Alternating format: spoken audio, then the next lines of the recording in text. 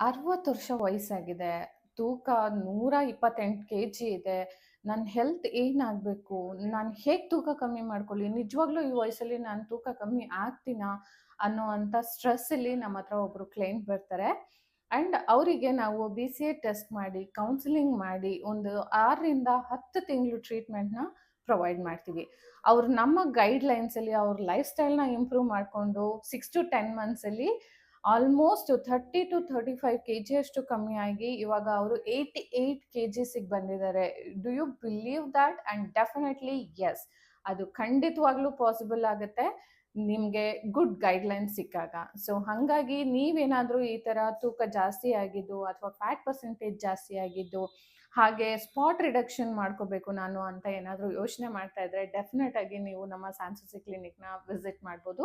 And ಇಲ್ಲಿ experts ಇರ್ತಾರೆ, ನಿಮಗೆ ನ್ಯೂಟ್ರಿಷನಿಸ್ಟ್ ಇರ್ತಾರೆ, ಕಾಸ್ಮೆಟಾಲಜಿಸ್ಟ್ ಇರ್ತಾರೆ. ಎಲ್ಲರೂ ನಿಮಗೆ ಗುಡ್ ಗೈಡ್‌ಲೈನ್ಸ್‌ನ ಕೊಟ್ಟು ನೀವು ವೆಯ್ಟ್ ರಿಡಕ್ಷನ್ ಮಾಡ್ಕೊಳ್ಳೋದಕ್ಕೆ ಹೆಲ್ಪ್ ಮಾಡ್ತಾರೆ.